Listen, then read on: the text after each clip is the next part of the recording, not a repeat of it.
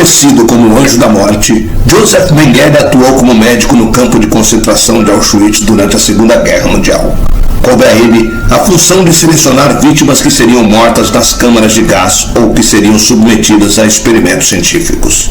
Ele é responsável pelo extermínio de 400 mil judeus e viveu dos 50 aos 67 anos escondido em cidades como Serra Negra, Diadema e São Paulo.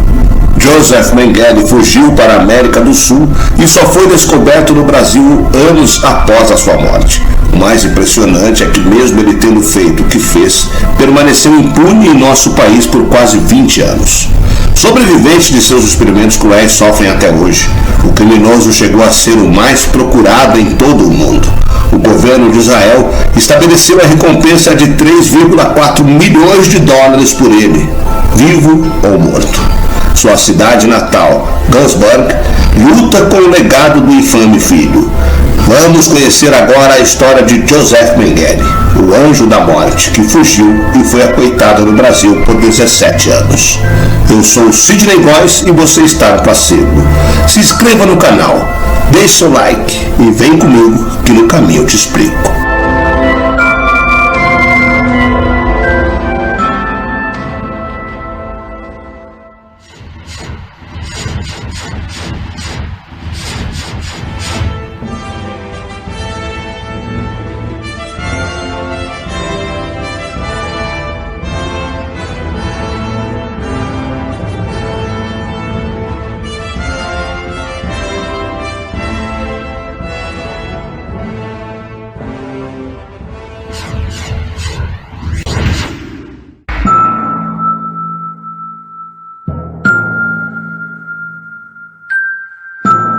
O Dr. Joseph Mengele, o infame médico nazista que realizou terríveis experiências médicas no campo de extermínio de Auschwitz, morreu de ataque cardíaco no Brasil em 7 de fevereiro de 1979 enquanto nadava, embora seu corpo só tenha sido identificado em 1985. Mengele nasceu em 16 de março de 1911 em Würzburg, Alemanha. Seu pai fundou a Karl Mengele & Söhne, uma fábrica que produzia equipamentos agrícolas da Bavária. No colégio, Mengele estudou inicialmente filosofia, imbuindo-se das teorias racistas de Alfred Rosenberg, que defendiam a inata superioridade moral e intelectual dos arianos. Posteriormente, graduou-se médico na Universidade de Frankfurt. Logo em seguida, alistou-se na divisão de assalto, a força paramilitar do partido nazista. Mengele estava tão entusiasmado com o nazismo que em 1934, aos 23 anos, juntou-se à equipe de pesquisa do Instituto Nazista de Biologia Hereditária e Higiene Racial. Quando irrompeu a Segunda Guerra, Mengele era o médico oficial junto à tropa de proteção, esquadrão de elite de proteção de Hitler, que mais tarde emergiu como a força policial secreta, que desencadeou campanhas de terror em nome do nazismo. Em 1943, Mengele foi designado para uma posição que marcou com a infâmia bem merecida de um Anjo da Morte. O chefe da SS, Erich Himmler, nomeou Mengele como doutor-chefe do campo de extermínio de Auschwitz, da Polônia. Mengele, com suas características luvas brancas, supervisionava a triagem dos prisioneiros que chegavam ao campo de Auschwitz para mandá-los a um imediato extermínio ou para trabalhos torturantes, gritando direita ou esquerda, determinando o destino de cada um. Ansioso por fazer avançar a sua carreira médica, publicando alguns trabalhos inovadores, começou então a fazer experiências com prisioneiros judeus ainda vivos. À guisa de tratamento médico, Mengele injetava ou ordenava que se injetassem milhares de internos substâncias das mais diversas, do petróleo ao clorofórmio, a fim de estudar seus efeitos químicos. Entre outras atrocidades, arrancava os olhos de cadáveres de ciganos para estudar sua pigmentação e levava a efeito incontestáveis estudos e experiências horripilantes com gênios. Mengele tratou de escapar da prisão depois do fim da guerra, inicialmente trabalhando como empregado agrícola na Bavária, depois se mudando para a América do Sul. Tornou-se cidadão paraguaio em 1959. Mudou-se mais tarde para o Brasil, onde se encontrou com outro ex-membro do Partido Nazista, Wolfgang Gerhard. Em 1985, uma equipe multinacional de peritos forenses viajou ao Brasil em busca de Mengele. Chegaram à conclusão que um homem chamado Gerhard, que havia morrido em 1979 de infarto enquanto nadava, era na verdade Mengele.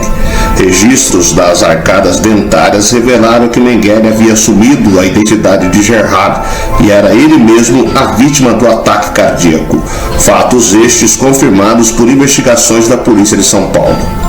Por quase 25 anos, as autoridades brasileiras não souberam da presença de Mengele no Brasil.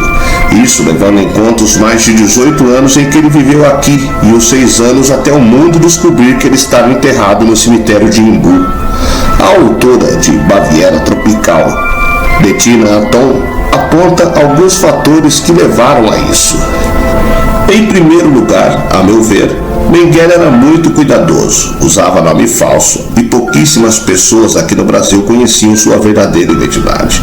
A jornalista também ressalta que a sua rede de apoio, pequena, mas extremamente fiel, foi o segundo fundamental pilar para seus anos de impunidade.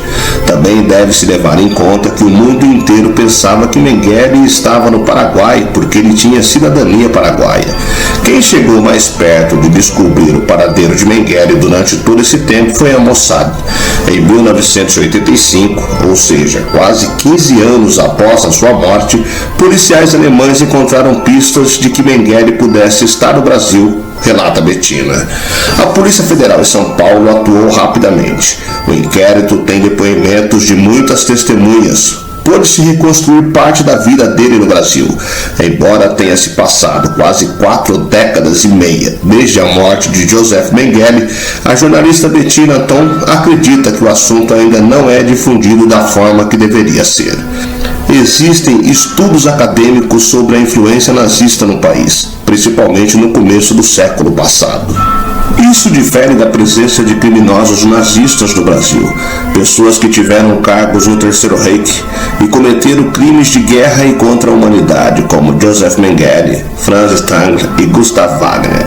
Estes dois últimos foram comandantes de campos de extermínios na Polônia e viveram no estado de São Paulo. De forma geral, acho que é um assunto pouco estudado e discutido, aponta. Sobre a sua pesquisa, que resultou no livro, a jornalista conta que enfrentou diversos desafios do processo, como até mesmo receber ameaças de forma velada, principalmente de pessoas que acobertaram o anjo da morte no Brasil, visto que elas não possuem o interesse de que a história venha à tona. Portanto, recebi ameaças. A primeira delas foi de Elizabeth Borsar, minha professora de escola e a pessoa que enterrou Joseph Mengele com o nome falso no cemitério de Imbu, revela. Repetidamente, ela me disse que era melhor eu pesquisar outro assunto e chegou a me dizer que esse era um caso perigoso. Inicialmente eu fiquei paralisado e pensei em desistir, mas esse sentimento passou e resolvi ir em frente. Por fim, a autora de Baviera Tropical dá seu parecer sobre as lições que podemos tirar ao estudar a história do carrasco nazista. Mengele perdeu a humanidade e assumiu a postura de um monstro. Como é possível matar e torturar mulheres e crianças? O mais impressionante é que, mesmo ele tendo feito o que fez, permaneceu impune no nosso país por quase 2 décadas. A punição para um criminoso de guerra é uma obrigação moral nossa como sociedade. Estudando a história dele, percebi também como foi importante a atuação dos próprios gêmeos de Auschwitz para que ele fosse encontrado, mesmo morto. O ativismo foi fundamental para que as vítimas se unissem.